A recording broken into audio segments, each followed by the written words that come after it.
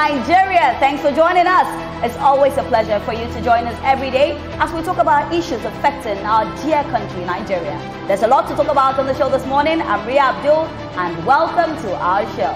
Rise and shine at Nigeria. It is time for breakfast. And I always say that you could be anywhere in the world, but you're choosing to spend your morning here with us on the TVC Breakfast Show. We're very grateful for that. You are very welcome. I'm Olamide Odekunle. Absolutely. It's the midweek edition, and we're here again to do what we know how to do best, giving you all the information as they continue to emerge. I'm Ibrahim Sheta, and thank you so much for joining us and keeping our company this morning. Good morning. Good morning.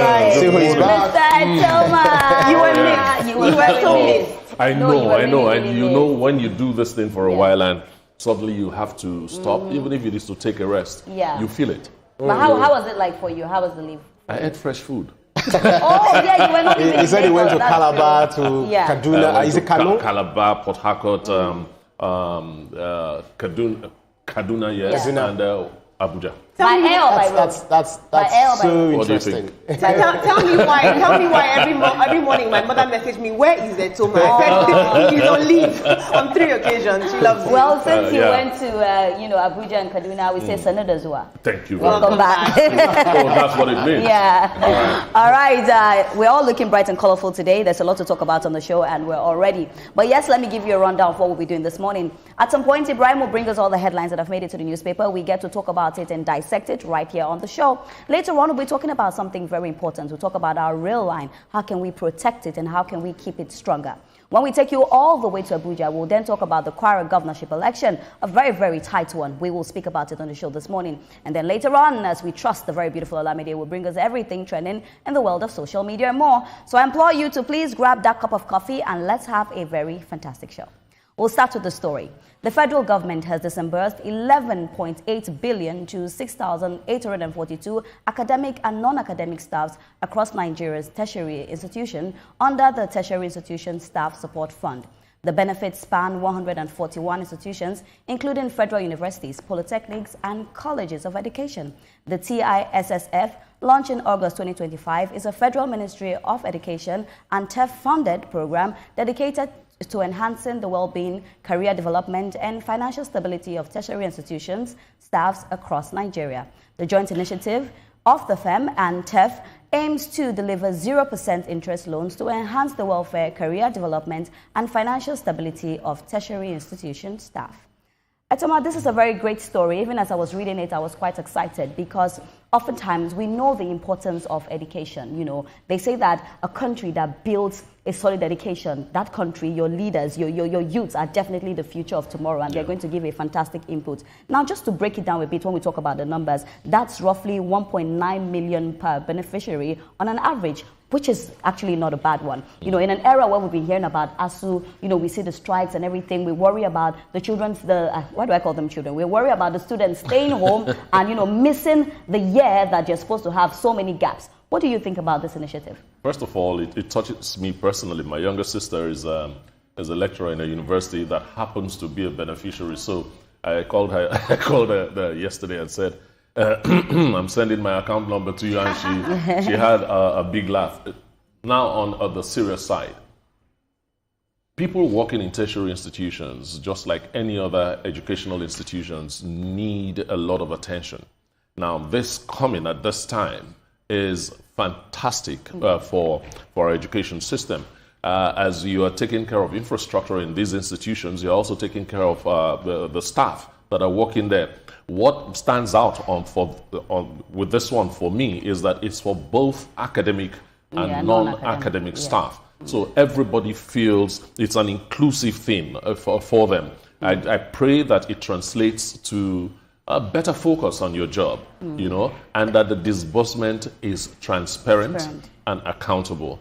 It is something that should have happened a long time ago, but we thank God that it is happening now, that our staff in tertiary institutions in Nigeria will start feeling a little bit better and their welfare a little bit better taken care of. I definitely agree with you, Toma. But even when we look at it, when we date it back, Olamide, from the 1980s to the 1988, where we all saw the ASU strike, beginning to take dominance in our educational system, it's been very worrisome for us because we understand, the importance. We've gone to school, first-class degrees. We know, what it takes. Imagine if you now had to stay longer in school and all of that. It's beautiful that we see this happening. But then again, we ask accountability. These are, it's a lot of money. You were saying roughly about 1.7 million naira, per person. We're wondering and we're praying that it actually gets to them, because it's not about, the federal government saying that I want to do this. Fantastic idea. We all know how the president is very big on education. But now we also have to look at, is it going to trickle down to the people that actually deserve to be given the money? Absolutely. That's one of the first things I thought when I read this story. I said, what is going to be the metrics for success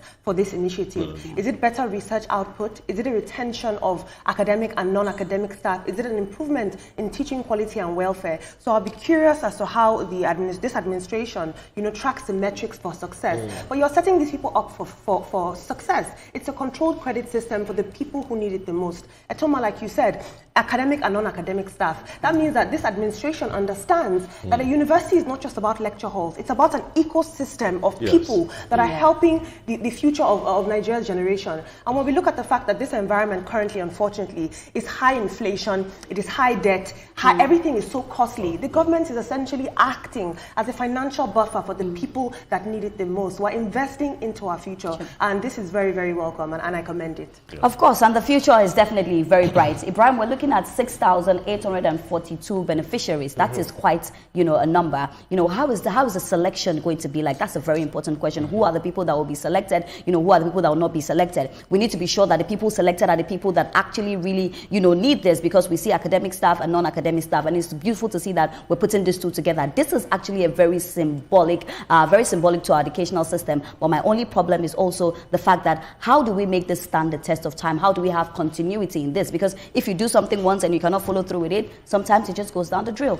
Well, know that it's a loan, and this amount of money, which is 11.8 billion naira, so each person has opportunity to get up to 10 million naira loan, depending on what they want. So we know that no matter how much they receive as wages, it may not be enough because of the economic pressures, the inflationary pressures, and all of that. And that is going to help them take care of their rent, medical bills, some other expenses which they really need. Some will even want to further their education, so depending on how they want it. But this is what the government is saying. It's saying, hey, we understand that you need money. We understand that whatever it is that you take home may not really take you home as such because of the current realities. So we are loaning you this money. It's different from grants. When you get a grant, you're like, yeah, this is mine. I have nothing to give back. But the government is saying that, listen, it's a tight budget, but we understand your pains. We want to give you this amount of money, but then it's still going to come back into the economy, so into the system. It means that you will be prudent with how much you spend, what you buy, what you do with it. It's not something that you go to beer parlor later in the evening and say, I've got a loan, as you called your elder sister. Sister. So new wife. Absolutely, you take a new wife. You understand? So this actually cuts across federal universities that is getting about 50%, polytechnics getting about 20% of thereabouts, and then we also have colleges of education. And this is quite bold and great initiative. And when this really helps, when this really goes into the study of learning, we know that a happy lecturer or a happy lecturer will become a teacher rather than being a lecturer, right? So non-academic staff too wouldn't be angry unnecessarily with students who want to go with the administrative registrations and all of that. So I think it's a good initiative, and we pray that this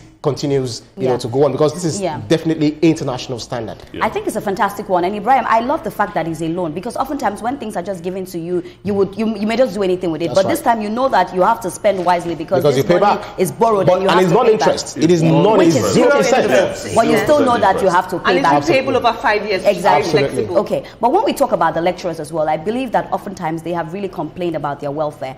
And if a lecturer has not eaten, it's very hard for him to come and stand and teach you very well, because they say a hungry man is an angry man. So I believe that with this, it will help our educational system, even with what they teach them. So it even trickles down to the quality of education that we're going to be seeing in our tertiary institutions. So this is a very fantastic one. Very well welcome. It is. Just imagine a situation where you reach to your doctorate and you become a lecturer in the university, and your take-home pay is 180,000.